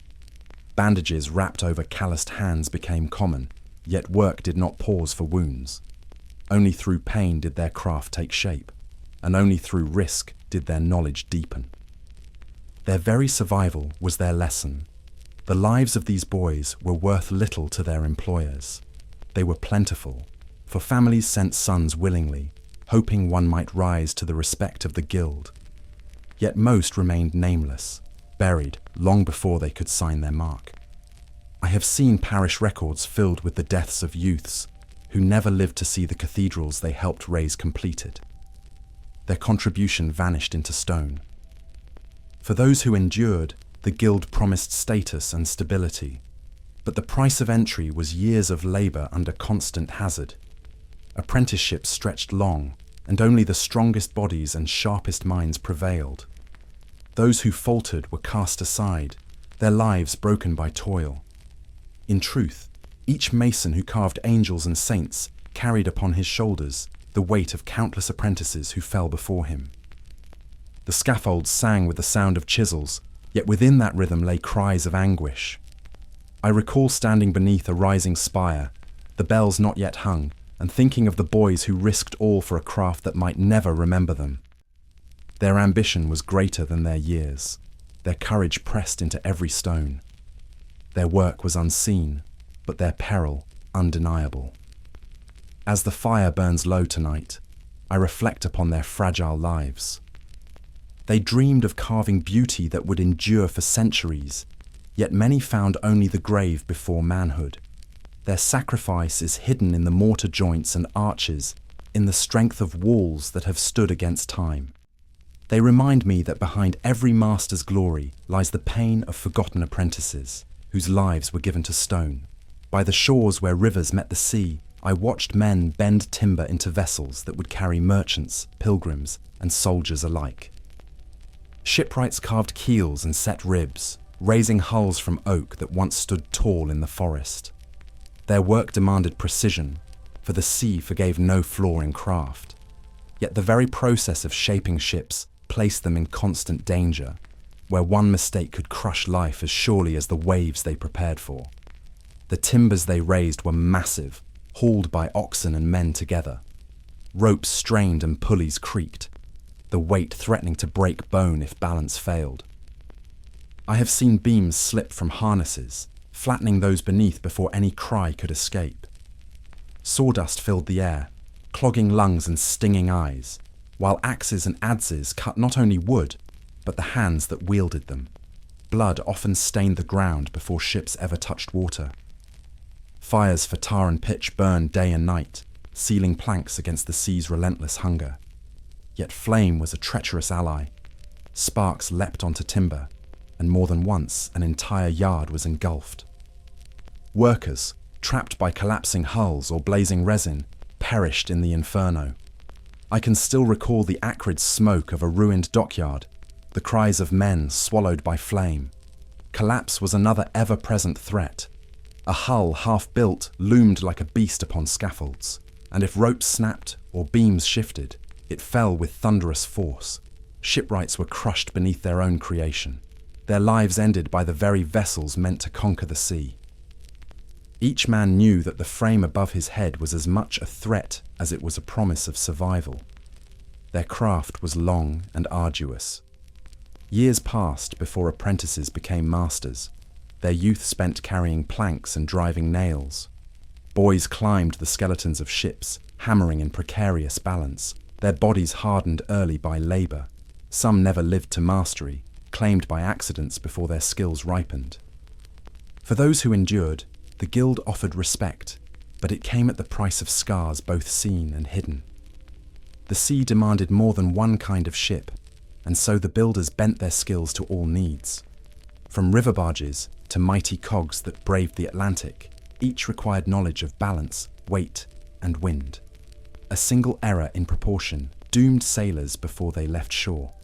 Thus, the shipwright bore not only his own life in his work, but the lives of every man who sailed upon it. Their efforts were indispensable to kings and merchants alike. Wars depended on fleets. Trade thrived upon hulls that carried grain, wool, and wine. Yet the faces of the builders remained unseen, hidden behind the sails that billowed in triumph. Their names seldom reached chronicles, though their hands carved the future of nations. I have stood aboard such ships, knowing the true price of their strength. As my fire flickers against the night, I think of the shipwrights who built worlds from wood, knowing the risks that stalked them each day. Their labour joined land to land, yet many were buried in the yards they worked. Their legacy sails still across waters, though their graves lie silent upon forgotten shores. To honour them is to remember that every voyage began with peril on the land itself. In the shadow of cathedrals, men shaped the voice of the town. Bell founders were masters of fire and metal, bending nature itself to create instruments that spoke across valleys. Their furnaces roared with heat so fierce it warped the very air, and they laboured with sweat dripping into flames that could never be quenched. To stand near such power was to stand at the edge of life itself. The process began with wax and clay, layers carefully moulded to form a shell that would hold the molten bronze. Every mistake in shape or thickness risked disaster when the pour began. Moisture trapped in the mould exploded like thunder, hurling shards of clay and streams of molten metal into flesh. A single slip of calculation could turn work into a funeral pyre. Bronze itself demanded danger. Copper and tin were melted together, their fusion a furious glow that blinded the eyes and scorched the lungs. Men leaned over crucibles with long-handled ladles, arms trembling as sparks hissed upon their skin. Breathing the fumes meant carrying sickness into old age, though few lived long enough for the poison to fully bloom. When the molten river was finally poured, silence fell over the workshop. Each man watched in fear and reverence as the metal surged into the earthbound mould. If the ground shifted or the walls cracked, destruction followed instantly. I have heard tales of founders who vanished beneath a tidal wave of bronze, their bodies consumed so completely that only the bell itself bore their memory. Yet from these perils came instruments that defined community.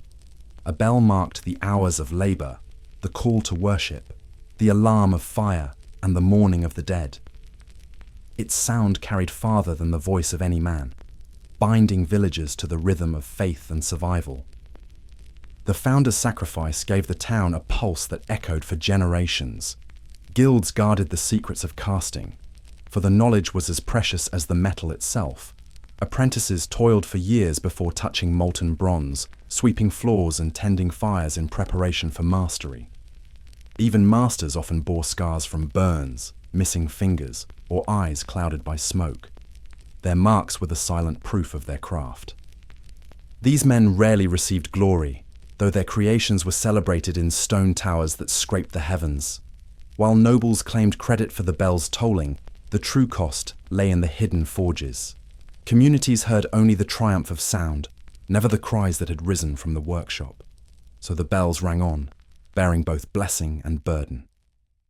When I hear a great bell thunder through the evening mist, I recall those who gave their strength, their health, and often their lives to forge it. Each peal is more than a sound. It is the echo of fire, toil, and sacrifice. In their resonance, the dead are not entirely silent, for the founder's spirit lingers in every strike of bronze against air. Behind the locked doors of medieval laboratories, young assistants shouldered tasks their masters would not risk. They ground strange powders, stirred bubbling concoctions, and inhaled vapors that curled like ghosts around their lungs. The air stank of sulfur and vinegar, a suffocating perfume of ambition and peril. Knowledge was pursued, but the body of the servant became its crucible. Mercury shimmered like quicksilver in bowls, alluring yet lethal. Assistants handled it with bare hands, unaware of how it seeped into the flesh and poisoned the mind. Tremors, madness, and early death were the hidden price of their service. Arsenic dust clung to clothing, invisible and merciless, slipping into breath and blood without sound or warning. The work demanded obedience, not caution. Masters sketched circles of power and whispered prayers, convinced that gold or eternal life might be conjured from the right blend of elements. Yet it was the apprentice who leaned too close to the flame, who swallowed the smoke, who suffered the burns when vessels cracked under pressure. Their sacrifice remained largely unacknowledged. Explosions erupted without notice, scattering shards of glass and molten metal across cramped chambers. Stories spread of entire laboratories consumed in fire, their secrets vanishing in smoke and ash. Some assistants never walked away from such accidents, their names lost beneath the ambition of their employers. Alchemy promised transformation, but too often it transmuted life into death. The allure of the unknown was irresistible. Young men, sometimes children, entered service hoping for wisdom, wealth, or proximity to mysteries whispered in churchyards and courts. Instead, they became hands to fetch, eyes to watch, and bodies to endure. To witness failed experiments meant to carry scars, both physical and unseen, into whatever years were granted. Despite the hazards, there was a strange fascination in their duty. To see metals glow and vapors twist in impossible shapes was to glimpse creation itself in motion. For many assistants, wonder competed with terror, each experiment balancing between revelation and ruin. What they endured kept alive the fragile flame of curiosity in a world bound by superstition. Some say alchemy was folly, but its fumbling experiments seeded future science. Distillation, acids, and alloys were born in those dim chambers, even if at the expense of countless nameless helpers. Their labor laid the groundwork for physicians and chemists, though no monument bears their likeness. They are the invisible foundation of modern knowledge. When I picture the alchemist's helper, I see a shadow bent over smoke, coughing into a sleeve as sparks leap from the crucible. No one remembers his face, yet his endurance shaped a legacy beyond gold or elixirs. In the silence after the last fire fades, it is clear, progress was not won by masters alone, but by those who paid the cost.